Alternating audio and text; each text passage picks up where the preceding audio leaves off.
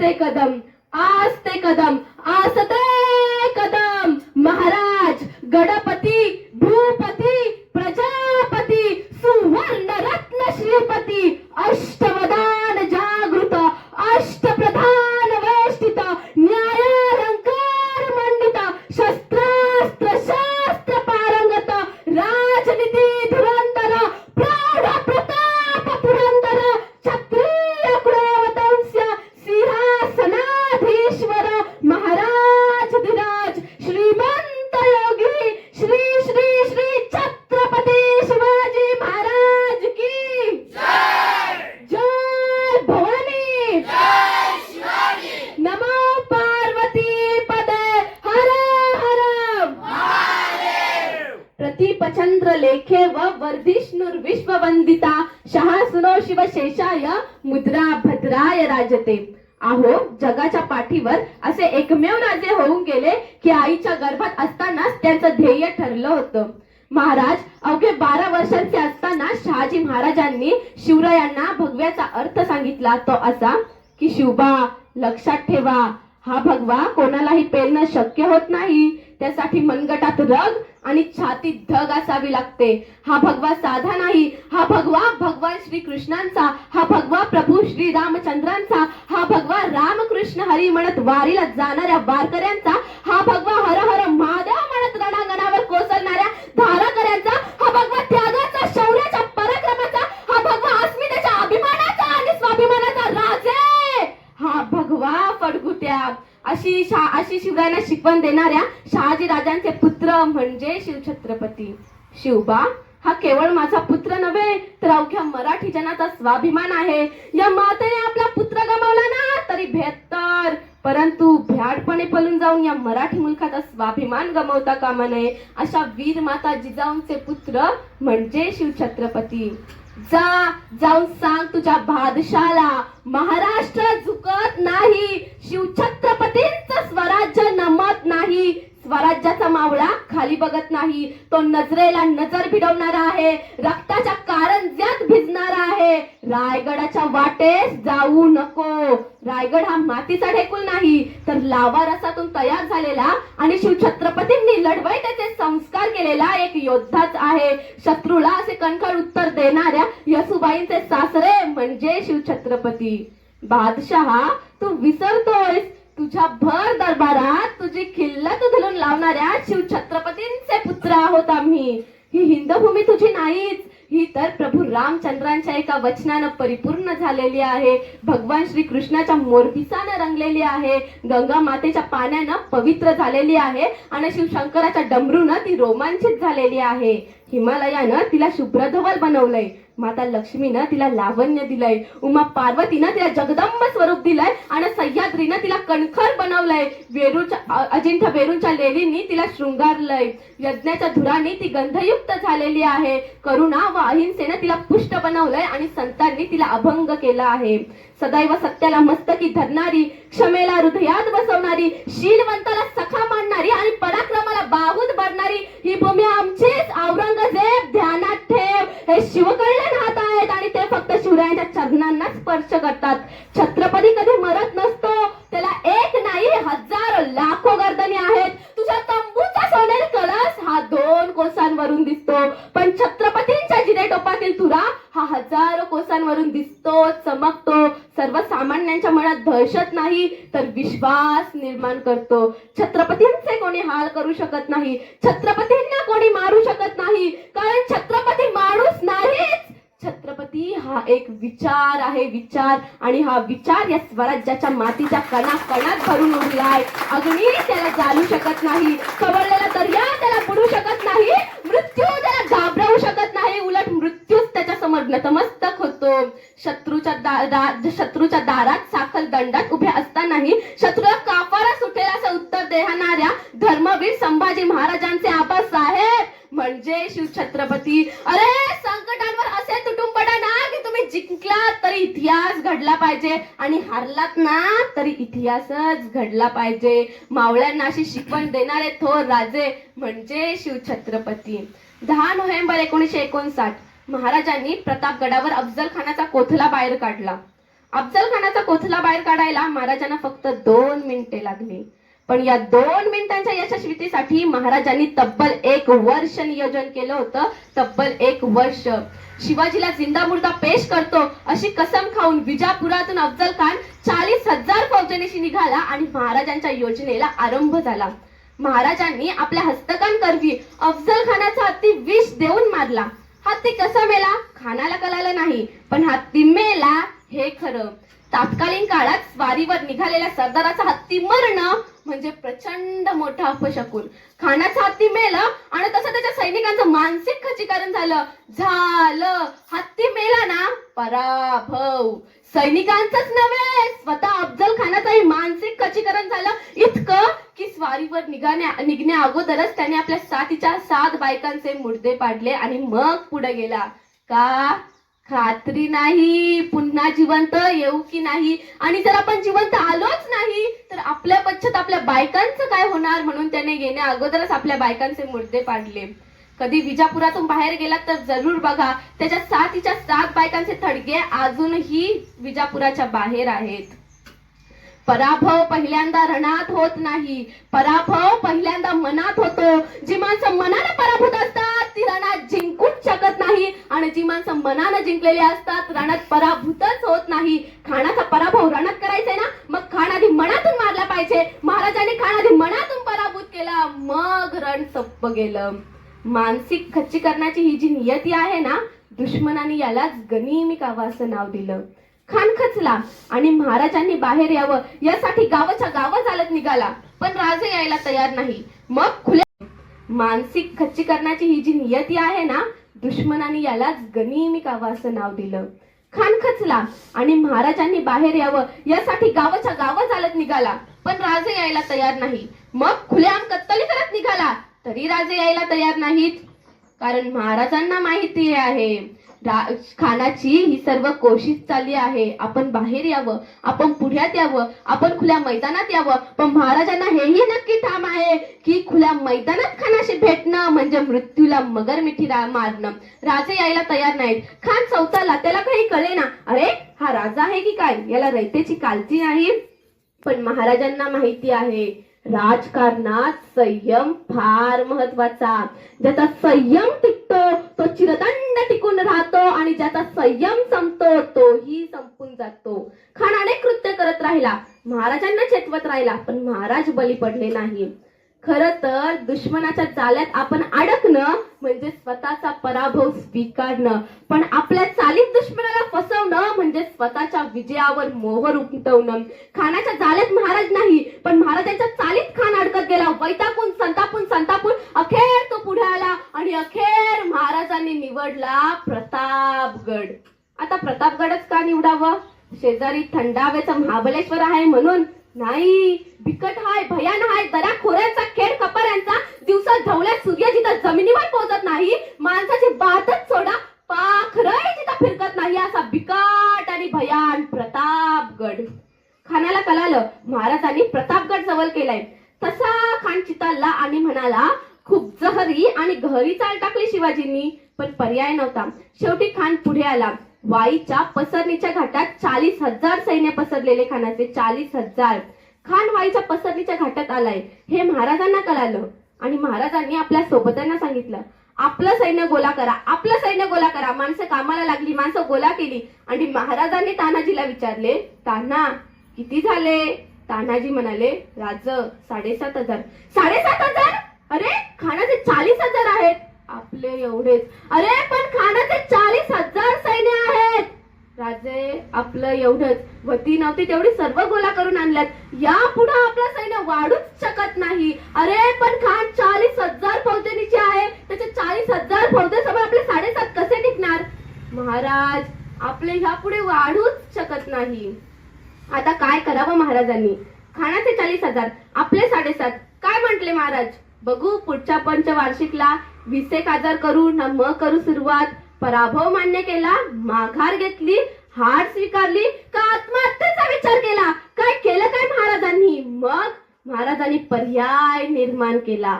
एक दार बंद होत असलं तरी देव आपल्यासाठी इतर 10 दार उघडतच असतो.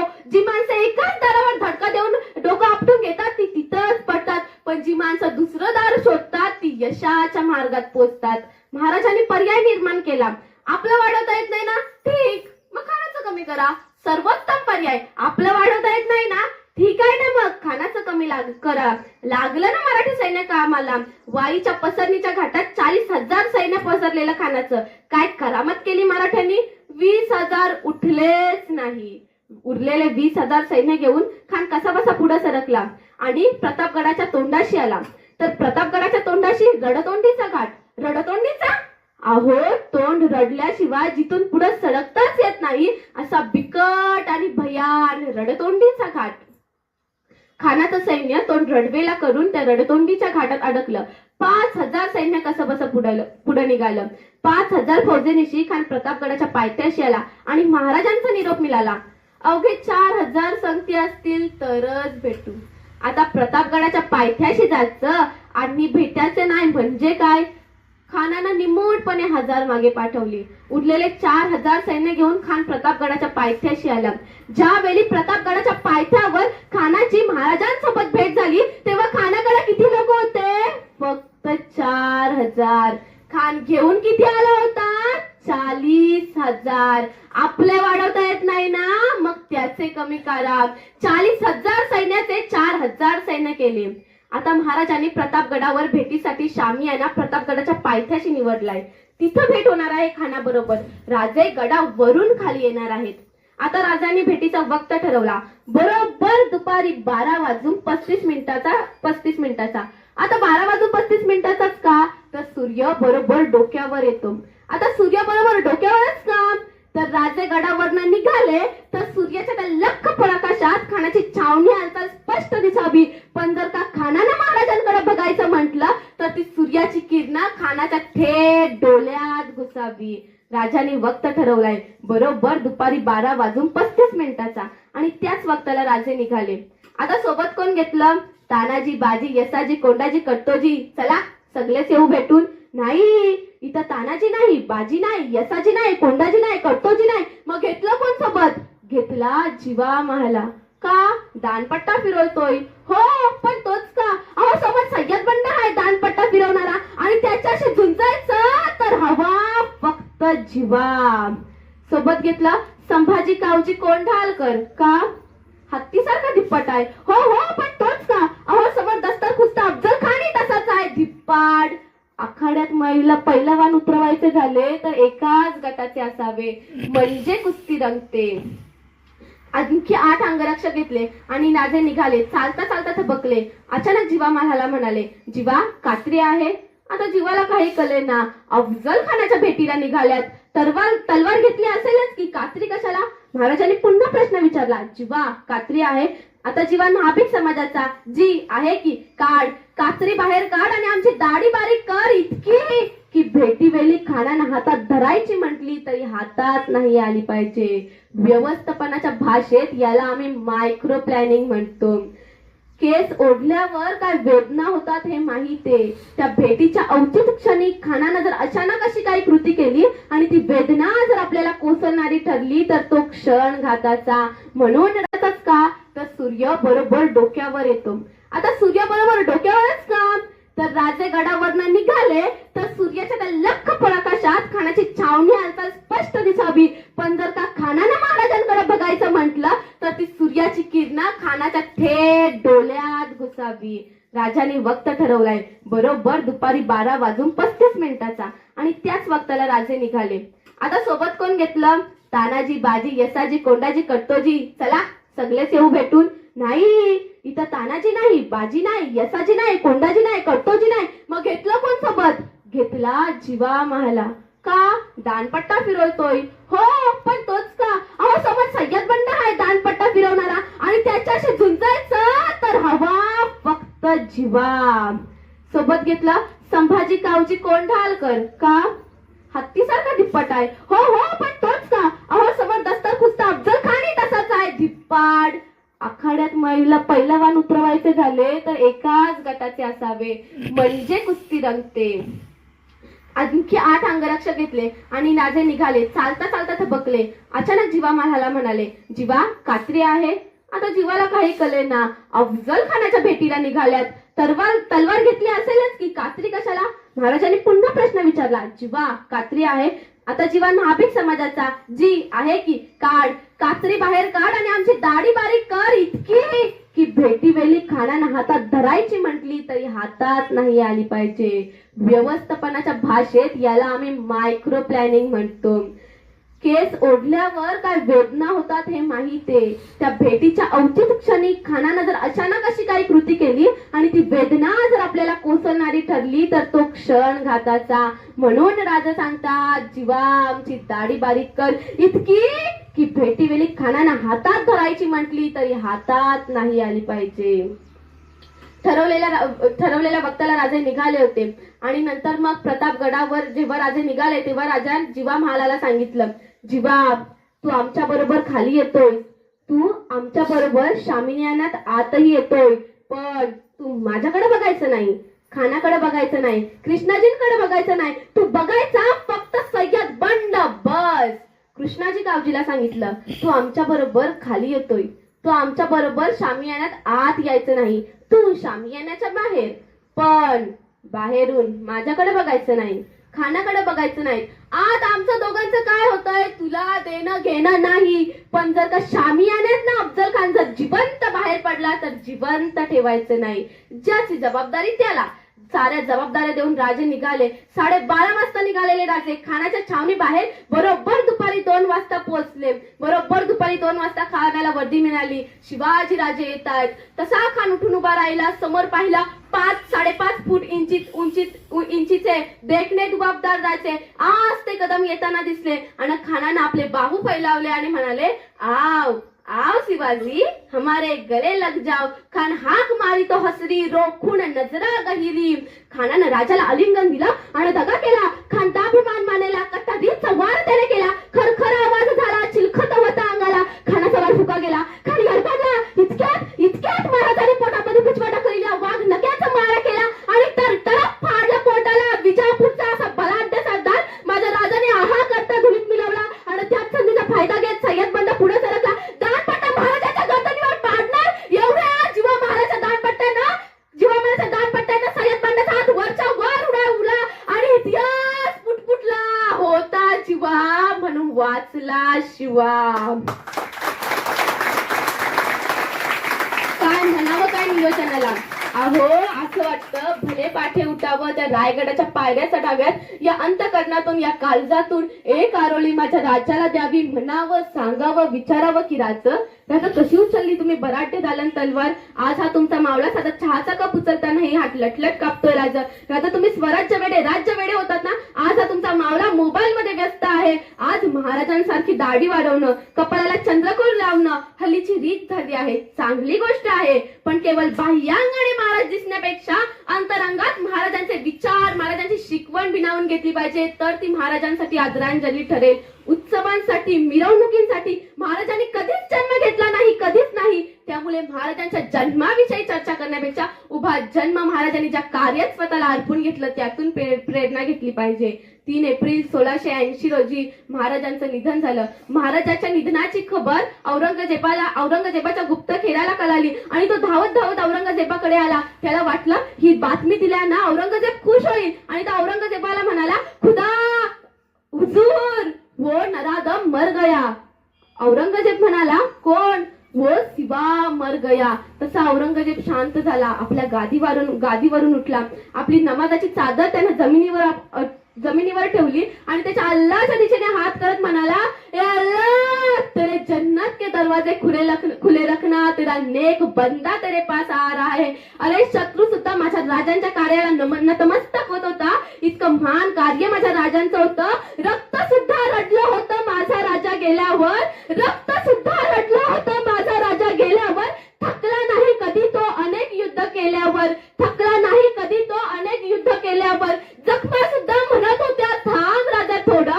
जखमा सुद्धा म्हणत होत्या थांब राजा थोडा. हातात होती ढाल आणि पळत होतं घोडं. हातात होती ढाल आणि पळत होतं घोडं. असा हा माझा जनतेचा राजा विजयसाठी तलवार चालून गेला. निधड्या छातीने हिंदुस्थान हलवून गेला. वाघ नख्याने अफजल खानाचा कोथला फाडून गेला. मुठभर मावळे घेऊन हजारो सैतानाशी लढून गेला केला ना, असा एक मर्द मराठा शिवबा होऊन गेला, असा एक मर्द मराठा शिवबा होऊन गेला. छत्रपती शिवाजी महाराज की जय भवानी. हर हर